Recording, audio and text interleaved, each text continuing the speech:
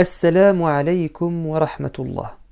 Content de vous retrouver, chers enfants, chères familles, pour aborder cette fois-ci la vie d'un autre prophète. Après avoir parlé de Adam alayhi salam, de son épouse Hawa, Ève, et de leurs deux fils, Qabil et Habil, Caïn et Abel, il nous faut maintenant parler du deuxième grand prophète qu'a connu cette terre. C'est le prophète Nuh alayhi salam, Noé. Qui n'a pas entendu parler de l'arche de Noé, du déluge? Mais moi j'aimerais que nous insistions sur un passage de sa vie, très important, et qui va nous renvoyer à ce que nous pouvons vivre parfois en tant qu'enfants avec nos parents. C'est la désobéissance. Nous verrons ça tout à l'heure. Tout d'abord, qui est ce prophète? C'est un prophète qui a été envoyé après Adam, bien après lui, des siècles après lui, lorsque les êtres humains se sont multipliés sur terre. Alors, on avait dit que Adam et Hawa étaient nos parents à tous, le couple de départ. Ils ont eu beaucoup d'enfants, des filles, des garçons. Ces filles et ces garçons ont dû se marier, forcément, et ils ont eu des enfants. Ensuite, les cousins et les cousines se sont mariés, etc. Et ils étaient tous, ou pratiquement tous, fidèles à la religion de leurs grands-parents, arrière-grands-parents, arrière-arrière-grands-parents, Adam et Hawa. Ils adoraient un Dieu unique. Mais avec le temps, ils ont fini par se faire détourner par leur ennemi, Iblis, Satan, qui avait déjà fait du mal à Adam et Hawa et qui a déclaré la guerre aussi à sa progéniture. Et Iblis et les diables ont réussi à pousser les êtres humains à un moment donné à délaisser l'adoration de Dieu seul et d'adorer avec lui ou sans lui des statues. On appelle ça le polythéisme, l'idolâtrie, lorsqu'on considère que quelque chose en dehors de Dieu est capable de nous faire du bien, de nous faire du mal, de nous donner la santé, la richesse, etc. Alors Allah a décidé de choisir un homme bon, un homme exemplaire qui s'appelle Nuh, pour lui transmettre son message, celui de Adam, c'est-à-dire appeler les gens à n'adorer qu'un Dieu et à faire le bien et à s'écarter du mal. Et ça a été une tâche très très compliquée pour Nuh. Vous savez ce que nous dit Allah dans le Coran? Il nous dit que Nuh, pendant 950 ans, il s'est efforcé, il a déployé vraiment tous ses efforts, il a employé tous les moyens possibles pour convaincre son peuple de délaisser l'adoration des statues et le mal pour n'adorer que Dieu, leur Créateur. La réaction de son peuple a été la moquerie, la méchanceté, les menaces. Ils ont dit à Nuh, tu nous embêtes, tu es toujours là à venir nous faire la morale, nous donner des leçons. Tais-toi à tout jamais, écarte-toi de nous. Si tu n'arrêtes pas de nous embêter, si tu ne nous laisses pas tranquilles, nous allons prendre des pierres et les jeter sur toi. Nuh a patienté, patienté, patienté, comme parfois nos parents patientent. Et oui, nos parents ressemblent à Nuh. Pendant des années, ils nous répètent les mêmes choses. Ils nous veulent du bien. Ils veulent que nous soyons de bons musulmans, que nous ayons un bon comportement. Nuh a patienté, jusqu'au jour où il a compris que c'était peine perdue. Allah d'ailleurs lui a dit: Ô Nuh, stop, arrête. Tu as fait assez. Je t'annonce qu'ils ne te suivront pas, qu'ils ne t'écouteront pas. Alors, je vous rassure, quand même, une petite poignée dans sa communauté a fait preuve de bon sens, et ils ont été guidés, mais ils étaient vraiment minoritaires. Allah va dire à Nuh: plus personne ne te suivra. maintenant je vais te demander de faire autre chose. Laisse tomber ton peuple, moi je m'occupe d'eux. Toi maintenant tu vas t'occuper des croyants, ceux qui sont sincères et qui veulent te suivre. Je t'annonce que bientôt, dans plusieurs années, il va y avoir un cataclysme, une catastrophe naturelle. Et tu dois absolument te protéger toi, protéger les croyants et aussi les animaux.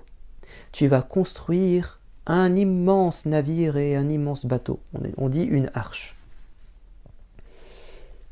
Et Nuh alayhi salam et les croyants vont devoir se mettre au travail. Ils vont devenir des menuisiers, des charpentiers. Et ils vont construire et fabriquer cet immense navire. Alors évidemment, son peuple, le peuple de Nuh, était étonné de voir leur prophète déjà arrêter de les embêter, arrêter de leur faire la morale. C'était étrange pour eux. Et puis surtout, passer son temps à construire un bateau, alors qu'il n'y a pas de mer, il n'y a pas d'eau là où il construit son bateau. Ils ont même prétendu qu'il était devenu fou. Bon. Un jour, le malheur est arrivé. Allah a décidé de faire tomber une pluie torrentielle, une pluie terrible. Et il a même décidé de faire sortir de l'eau du sol. Très vite, l'eau était en train de monter de niveau. Alors évidemment, Nuh, les croyants et les animaux ont été mis à l'abri dans le bateau, dans l'arche. Et Allah avait dit à Nuh, je te sauverai toi, ta famille et les croyants, et tu devras choisir un couple de chaque espèce que tu mettras dans le navire. Et Nuh pensait vraiment que toute sa famille allait le suivre. Mais quand il a commencé à regarder qui était là, présent, qui avait embarqué, il a constaté l'absence de son fils. Il a dit, mais comment est-ce possible? Et même sa femme n'était pas là. Alors, il savait que sa femme refusait de le suivre. Il savait que sa femme avait choisi d'écouter son peuple plutôt que de l'écouter lui. C'était dur pour lui, mais chacun est libre. Mais ce qui a été le plus difficile, la plus grande trahison, c'est que son fils, qu'il a bien éduqué, n'a pas voulu l'écouter. L'eau était en train de monter, Nuh était sur le bateau, et il a dit à son fils, « Dépêche-toi, monte avec nous !» Et le fils va répondre, « Non, père, je ne viendrai pas avec toi. Je vais rester avec mes amis. » Et là, Nuh va comprendre que son fils lui avait menti toute sa vie. Il lui avait montré un visage qui n'était pas le vrai, le sien. En fait, il avait un double visage. Il montrait à son père que c'était quelqu'un de droit, de croyant, de bon, qui l'aimait et le suivait, alors qu'en réalité, en cachette, il les tenait plutôt avec le camp ennemi qui détestait son père. Il avait un double comportement, un double discours, une double vie. Il montre une image de lui, et derrière, il fait le contraire. Et ça a été la grande surprise et un coup de poignard dans le cœur de Nuh. Et il insistait en lui disant, « Mon fils, écoute-moi s'il te plaît, je suis ton père, je te veux du bien, monte avec nous. »« Non, père, ne t'inquiète pas, je vais me percher au sommet d'une montagne, il ne m'arrivera rien. » Alors Nuh va dire, « Mais non, mon fils, tu te trompes, ne sois pas naïf. Je t'ai dit que Allah allait détruire tout le monde, sauf ceux qui vont embarquer avec moi. » Et le fils va s'entêter, s'obstiner et penser qu'il maîtrise la situation. « T'inquiète, tout va bien se passer. » Et pendant que père et fils étaient en train d'échanger, de discuter, une vague immense est venue emporter l'enfant, le jeune, dans l'eau, et il est mort noyé, sous les yeux de son père.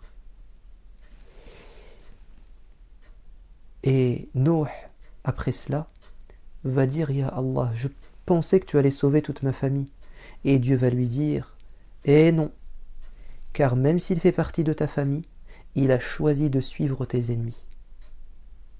Je ne peux pas sauver celui qui refuse d'être sauvé. Il a refusé de monter dans le bateau, tant pis pour lui. » Malheureusement, parfois, nos parents qui nous aiment, qui nous veulent du bien, passent du temps, nous répètent chaque jour qu'il ne faut pas fréquenter les mauvais copains, les mauvaises personnes, qu'il faut les écouter eux parce que eux nous aiment. Et nous, comme le fils de Nuh parfois, on dit nos parents ils savent pas ce qu'ils disent. Oh, ils sont d'une autre génération. Oh, papa, maman, ils répètent toujours le même refrain, la même chanson. Ils ont trop peur pour moi. Mais non, rien ne va se passer. Et le shaitan, le diable, nous fait croire que nous sommes forts, alors qu'en réalité, nous sommes faibles, qu'on sait tout, alors qu'en réalité, on ne sait rien. Attention de ne pas avoir le comportement du fils de Nuh. Et le comportement des animaux qui ont écouté Nuh et qui sont montés. Parfois les animaux sont plus intelligents que nous. Parfois les animaux font moins de mal, sont plus prudents que nous. Attention de ne pas désobéir à nos parents. Attention de ne pas être naïf, de ne pas choisir ses copains à la place de nos parents. Ou sinon, on pourra un jour le regretter. J'ai plein d'histoires qui me viennent en tête, d'anecdotes, de parents qui m'ont raconté comment leurs enfants ont fait des bêtises, comment ils ont écouté leurs mauvais copains, comment ils se sont retrouvés à fumer, à toucher à de la drogue, à faire des bêtises, à voler, à cambrioler, à se retrouver en prison. Et ensuite ils regrettent. Que Dieu vous préserve, que Dieu fasse que vous soyez de bons enfants, que vous soyez une source de fierté et de joie pour vos parents. Je vous dis à bientôt. Wassalamu alaikum wa rahmatullah.